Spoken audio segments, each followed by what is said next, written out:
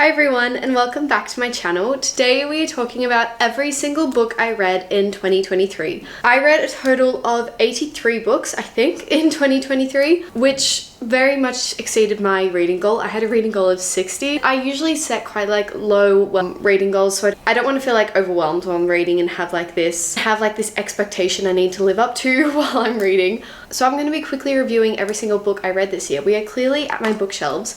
And I'm just going to be going through the physical copies first because that way I won't forget everything, and then I'll be talking about books I read on my Kindle towards the end. So, first book on this, I feel like this is pretty relevant, is Fourth Wing by Rebecca Yarros. This was obviously one of the most popular fantasy books of the year.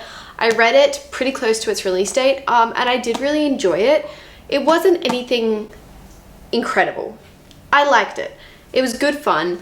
I really liked the dragons. I liked the war college setting. I love a magic school setting, but I didn't love the characters too much. I gave this book a 3.75 stars. I thought it was good. I definitely think there was a good foundation there, but I just wasn't obsessed with it as everyone else was. And while we're at it, I'll talk about Iron Flame. Despite the fact that this released recently in November, I read it and was super excited for it because I thought there was such a great foundation built on the first book. And then I read it and I was disappointed, honestly. But I just thought the first book was such an established romantasy. Romance was such a heavy part of it, and then this book felt like a high fantasy. This book felt like we had just jumped into this really intense high fantasy world, and I just feel like it didn't sit well with the characters. I felt like Xaden and Violet just fought the whole time. It just didn't feel like Fourth Wing to me. It felt like I was reading another book, and I do feel like it was very slow. So I gave it a 3 stars. The next book on my bookshelf is Swordcatcher by Cassandra Clare. This was Cassandra Clare's new release this year. This is not related to any of her other worlds she's created, like the Shadowhunter world or anything like that. It was a complete standalone, or a start to a new series rather. Really incredible imagery. Can't wait to see where this series goes. I will say this is very much a first book in a series. We learn a lot about the characters. We learn a lot about the magic system. A lot of descriptions involved and all that. So go into it knowing that. Divine Rivals, I am so excited because the day that I am filming this is the day that Ruthless Vows releases. I am so excited to read Ruthless Vows. I absolutely loved Divine Rivals. I thought it was such a great fantasy romance. There was such strong chemistry between our characters. It was just so beautifully written, and again, just obsessed with the characters. I gave this a 5 stars. I loved it. I loved every second of it. Say hi. Oh, say hi. Oh, thank you. Serpent and the Wings of Night by Cassara Broadbent. This is a really fun vampire fantasy romance, and it has vampires in a very different setting to what I'm used to. We're set in a very fantastical world, and I'm used to vampires being in a school setting or something like Twilight, Crave, so on and so forth. But I really enjoyed this. I thought it was really fast-paced, really action-packed, really liked the enemies to lovers aspect of it, and just a really unique world. I gave this a 4.5 stars. I really enjoyed it. If you haven't realized, we're doing the fantasy section because these are all my fantasy shelves. Powerless by Lauren Roberts. This book was so much fun. If you're looking for a fun fantasy read that's going to get you out of a book slump or something, this book. It is so good. So fast-paced, filled with banter. Our characters are just amazing. Very cool magic system. Just the enemies to lovers in this is so good. If you like the Hunger Games, you'll like this. I gave this a 4.5 as well. Renegades by Marissa Meyer. Now this is technically a sci-fi, a YA sci-fi, and this is the first YA sci-fi I've read. The only other sci-fi I read this year was Red Rising. I do want to read the rest of this series. I really liked the first book in this. It was just so much fun. I just felt like I was a kid again reading. It just gave me that feeling you're reading in high school. Very interesting world. I didn't know that I was going to like it at first. Renegades are these kind of superhero people, and I didn't think I was going to like that, but I was very happily surprised. It's a really fast-paced, easy read, and I really can't wait to see where the series goes. It left on a massive cliffhanger, and I definitely want to read the next one soon. I gave this a 4 stars. Dance of Thieves by Mary E. Pearson. One of my favorite fantasy enemies to lovers I have read this year. 5 stars. I loved it. This world was so unique. The band between our characters was so good. Just the connection between our characters was amazing. I highly recommend this book to anyone who's a fantasy lover, enemies to lovers, romantasy lover. So good. A Dark Shade of Magic by V. Schwab. This is the first book in the trilogy, and I went into this very skeptical. I did not think I was going to like it that much, but I was severely mistaken. I love this series. It is so much fun. It is such a unique magical world. There is little to no romance in this. I don't know whether that picks up in the next two books. I'm yet to read them, but they're on my like immediate TBR. But I really enjoyed it. Just a really fun like magical escape that I think I need a lot more of. And just love the characters. I gave this a 4.5 stars. I loved it. The Once Upon a Broken Heart trilogy by Stephanie Garber. So this starts with Once Upon a Broken Heart, The Ballad of Never After, and A Curse for True Love. This is like my favorite series of the year. My favorite fantasy series of the year, hands down. I am obsessed with this series. It is so beautiful, so magical. Stephanie Garber just writes in the very like fairy tale-esque setting, and I think it is so unique and so just beautiful. The characters are amazing. I was heartbroken throughout this series. As you can see, I've like heavily annotated every book. I'm just obsessed with this universe. I literally cried when I had to leave it. Every single book in this series is a 5-star to me. It is perfection to me. I love this series so much. And speaking of Stephanie Garber, I read Caraval by Stephanie Garber. I didn't realize you had to read these books first. Well, you don't have to, but it is recommended to read this book first before you read Once Upon a Broken Heart, because they're set in the same world, and I think have very small overlaps. But I read this and absolutely loved it and cannot wait to continue the trilogy. It is such a fun read, such a magical book. This is a magical games book, so Caraval is like this carnival that appears once a year. It is this magical game, very intense, amazing. I gave this a 4 stars. And then we get to move down to the romance section, and then we'll get more fantasy later. So starting off, I read the 3rd and 4th book in the Magnolia Park series. This is Magnolia Park's The Long Way Home and Daisy Hates the Great Undoing. If you know me, you know that I absolutely love the Magnolia Park series. Like, these are my Roman Empire. I love them so much. And these were no exception. They just made me love the series even more. These are both 5 stars. They're both amazing. I love them so much. You get to know the characters on such a deeper personal level in these 2 books. And I am counting down the days until February 13th. If you know, you know. I then read my favorite romance series ever. I would go so far to say. Give me a second here. This is the Boys of Tottenham series. These are my Roman Empire. I love these books more than anything, and I did not expect to. These are literally the best books I have ever read. So it starts with Binding 13 and then Keeping 13. These are both from Shannon and Johnny's point of views. Then we go to Saving and Redeeming 6, which are from Joey and Eve's point of views. It is a massive found family. It is an Irish sports romance. Deals with very heavy topics. So I do recommend looking up trigger warnings before you go into this series, but it is just so amazing. It depicts love in such a real way. The characters I am just so strongly emotionally connected to. This is like a 6-star series for me. I have never felt so emotionally connected to characters in a series before.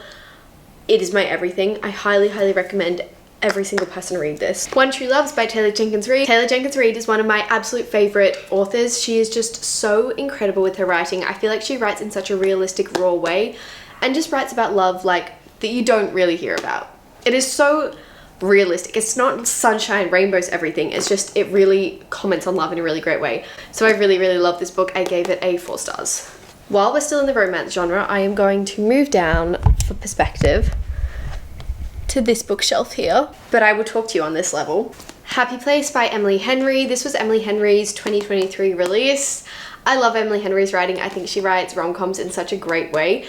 And I didn't expect to be crying in this book, but I was. I absolutely loved it. I thought she did such a good job on looking at relationships as you get older, evolving relationships. I think it is just so great. I gave this a 4.5 stars. It wasn't quite a 5 stars for me. It just didn't give me that feeling, but I did love it so much. In 2023, I also read the Knockmount series by Lucy Score. This is a rom-com series. We start with Things We Never Got Over, Things We Hide from the Light, and Things We Left Behind.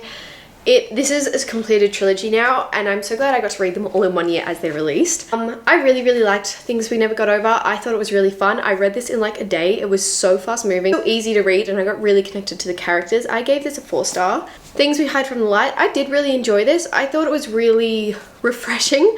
It's a bad girl, good boy trope, which I don't usually read, but I did really like it. And by the time you get to this book, you've got a really strong sense of like the found family in this series, so it adds that kind of element to it. I gave that a 3.5 stars. And then Things We Hide from the Light. I know this is unpopular opinion, but I actually really enjoyed this book. I really liked the characters we followed in this. We basically followed different characters throughout this entire universe, and I really liked Lucian and Sloane's story. I gave it a 4 stars. I sped through it. I mean, Lucy Score's books are always a little long, but they're really enjoyable. Love Theoretically by Ali Hazelwood. I read The Love Hypothesis last year and I did not like it, but I'd heard such great things about Love Theoretically, so I was like, you know what, I'll give it a go. I loved it. I really, really enjoyed it. It was really fun, really cute, just an easy, fun, cute rom-com. I gave it a 4 stars. And that pretty much completes the physical rom-coms. Oh, wait, no. Addicted to You by Krista and Becky Ritchie. This is the first in a very big series and I want to dive into it. I just need to commit. I really liked this one. I thought it really established a good sense of found family and I love that trope. It's like my favorite trope. So I'm very excited to continue this series, but I did just give it a 3.5 stars. Like, it was good, but it was nothing amazing. Moving on to just like a random amount of books, random genres. Bright Young Women by Jessica Knoll. This is a crime fiction, but it is based off a true story. I found this book absolutely heartbreaking. This is based off the Ted Bundy case, and we are following a victim from his case and the only witness, the only eyewitness in all of his crimes. She has to go and face him in court, and I just think it is such a moving, real story. I just absolutely loved the way this was written. It was chilling. Like, I literally got goosebumps while reading this book. Highly, highly recommend anyone who is interested in true crime to read this. It really just is a very new, fresh perspective that I think should be a lot more common. We should listen to the witnesses and victims more. None Shall Sleep. This is just a YA thriller. It was good fun. Nothing amazing. I gave it a 3 stars. I enjoyed it. It was good. It was easy to read, fast-paced, very much Criminal Minds in a YA setting. Definitely recommend if you like kind of YA thrillers. You'll pick it up, speed through it, nice and easy. Tomorrow and Tomorrow and Tomorrow by Gabrielle Zevin. I was so nervous to read this book. It is so outside my comfort zone that I was just really, really terrified to read it, but I'm so glad I did. I really enjoyed it. I thought the author just had such a unique way of writing and connecting the reader to the characters. What the book is about, like building a video game, that is very not my area. Like, I'm not interested in that. But I just got really connected to the characters so quickly that it made it a lot easier to read and really, really enjoyable. So I gave this a 4 stars. House in the Cerulean Sea by TJ Klune. This book feels like a warm hug.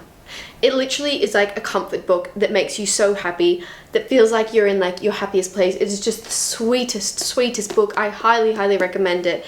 TJ Klune has a really, really unique way of writing, and I think it is so nice. It feels so comforting. I highly, highly recommend. I gave this book a 5 stars just because of the way it made me feel. And then very, very recently, like as of a few days ago, I finished A Little Life. I was heartbroken.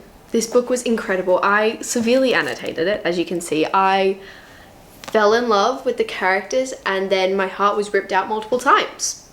Please check trigger warnings before going into this. I gave this a 5 stars, but it is very, very heavy. It is very deep. It deals with a lot of sensitive topics.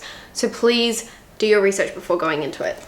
I'm going to talk about the Sarah J Maas universe all at once, but I do not feel like holding up all of her books, so we're going to hold up one. I reread the first 3 books in the Throne of Glass series because I hadn't read them in such a long time and needed a refresher, and then continued the series. So I read Throne of Glass, Crown of Midnight, Heir of Fire, and then for the first time, Queen of Shadows, Empire of Storms, and Tower of Dawn, and I love them. Throne of Glass isn't my favorite, like the first book in it. It's fine. I gave it a 3 stars. I think it's great, but obviously it is a start to a series. She wrote this when she was like 16. It's not like a masterpiece. And as the series progressed, most of them were like 4 stars. Absolutely love them. None have been 5 stars so far. I just haven't connected to the characters as much as I would hope. But I do really appreciate the world, and I appreciate like the sense of found family, just the whole political system. I do really appreciate all of that. So I definitely can't wait to read Kingdom of Ash. It's my last one in the series, and I'm hopefully going to read it very soon. Definitely this year, obviously, but very, very soon. I'm hoping to read it. I also read Crescent City and House of Sky and Breath, which are 2 other Sarah J Maas books kind of set in the same world, but follows different characters. It's actually a modern fantasy. I hadn't read a lot of modern fantasies before, only like Cassandra Clare, and I really, really liked it. I liked these books so much more than I was expecting. The Crescent City one, amazing. I gave it a 4.5 stars. Crescent City 2, I gave it 3.5 stars because of the ending. The entire book, I was so bored and did not like that much, but then the ending like brought it up a bit. Moving on to some more fantasy. Shadow of the Gods by John Gwynne. This is a Norse myth fantasy book. and I loved it. I have never read a Norse myth inspired fantasy book. I love like myth inspired fantasy books like Percy Jackson, The Heroes of Olympus. Love them. So I was really excited to read this, and obviously my name's Freya. It's from Norse myths, so I always like that. This was a really, really great book. It's definitely a high fantasy. It is quite complicated, and we are following multiple POVs, but I really, really enjoyed it. I definitely want to read more of John Gwynn's works. Annotated it quite a lot. Really beautiful, beautiful writing and world building. I gave this 4 stars. Red Rising by Pierce Brown. I was so nervous going into this because I don't read a lot of sci-fi, and this really, really intimidated me, but surprisingly it wasn't as complicated as I thought. It was still complicated, don't get me wrong, it was definitely complicated, but I did enjoy it. I don't know if I'll be continuing the series anytime soon, but I definitely want to in the future. It was described to me as Hunger Games but in space, and I don't think that was very accurate. I thought it was very much its own world. I will say there are a lot of plot twists in this that had like my jaw on the floor, so I gave it a 3.5. Mistborn by Brandon Sanderson. I absolutely love Brandon Sanderson. I think he is a genius fantasy writer. And I read the first book in the Mistborn series. I absolutely loved it. I think it was so great. I cannot wait to continue this series. This is a heist story, and I just think Brandon Sanderson is like an absolute genius in his writing. It's so intricate. The world building is so political and amazing, and the characters have such substance to them. Highly, highly recommend. One Dark Window by Rachel Gillig. Absolutely love this book. I had been putting it off for such a long time, and it also was really hard to find in store. And I finally read it just recently. Absolutely loved it. I thought it was such a unique magical system. I will say I do think the chemistry could have been a little bit more established between our love interests, but apart from that, loved it, a 4.5. Chain of Thorns by Cassandra Clare. This is the 3rd and final book in the Last Hour series, which makes me so sad. The Last Hour series is my favorite series by Cassandra Clare. I love it so, so much. And this was a perfect ending to a perfect trilogy. I loved it. It broke my heart. Like literally broke my heart. And I really, really want to reread this series soon, actually. I want to reread and annotate the series. It just holds a special place in my heart. Night Angel Nemesis by Brett Weeks. This is a thick book. This is a really, really big book, and I don't know, I just randomly picked it up. I don't know, do you ever do that? I liked that it was floppy, and I just randomly picked it up. It was good. It was really fun and enjoyable, but it was nothing incredible. It felt really long, but I do really like the fact that like how this is written. It's kind of narrated in a sense, and I really, really liked that. So I gave it a 3.5 stars. The Wall of Winnipeg and Me. I really enjoyed this book. It was a cute little romance, very, very much a slow burn. I feel like Maria Zapata is known for that. She's known for her slow burn romances. Really like this. This is also a famous sports romance. I'm a sucker for them. What can I say?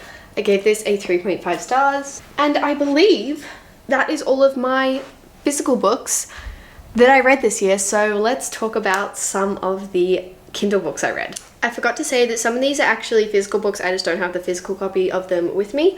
And I also forgot to mention that I read Before the Coffee Gets Cold, Tales from the Cafe. I read Before the Coffee Gets Cold last year. Really, really enjoyed it. And this was just a really cute, easy read.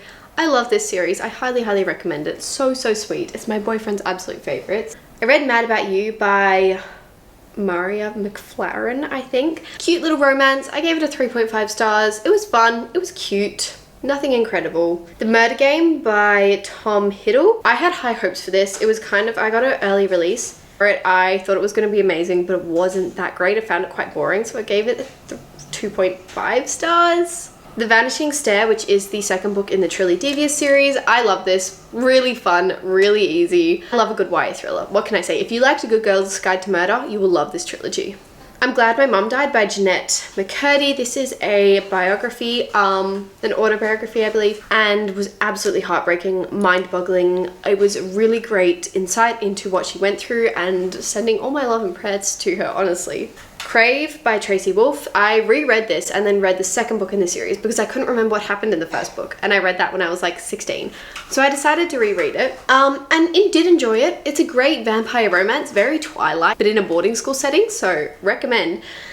And then I read Crush, the 2nd book, and it just wasn't for me. I just didn't like it that much. It just didn't do it for me. Twisted Love and Twisted Games by Anna Huang. No.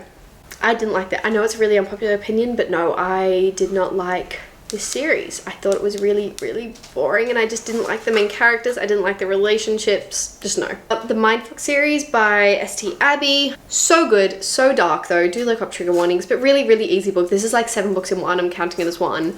They're like 150 pages each. Really, really highly recommend. Idol by Louise O'Neill. Boring. Gave it like a 2 stars. King of Battle and Blood by Scarlett St. Clair. This was pretty much all smut, no plot. Like nothing happened. It was literally, it was about the romance. Nothing, no, not great. I read the first 3 books in the Shadow Me series. I had really high hopes for this series because obviously it has such a huge fan base on Book Talk, but I really didn't like it. It is a dystopian series, and I don't know, I just didn't feel any connection to the characters. I thought by the 3rd book I had a good idea of like what I was getting into, and I just didn't like it that much. I just felt no connection to the characters. Kenji was the only good thing in that series, I think, personally. 5 Survive by Holly Jackson. Really easy, great little YA thriller. Kept me gripped the entire time. Very, very addictive. I gave it a 4 stars. The Housemaid and The Housemaid's Secret by Frida McFadden. I gave both of these a 3.5 stars. They were very, very engaging. I read them in like a day. Really, really easy reads, but nothing incredible. I did guess quite a lot of the plot twists, so for that reason I gave them a little bit of a lower rating. House Across the Lake by Riley Sager. What the hell was this book? No, that was my first Riley Sager book, and it was probably going to be my last. I don't know, there is a book that came out of his that looks kind of interesting, but no, I did not like House Across the Lake. It was weird. The Last Thing He Told Me by Laura Dave. This is actually his TV series now, and I do want to watch it. This is just another thriller. I feel like it was a little bit anticlimactic, and I didn't love it that much for that reason, so I gave it a 3 stars.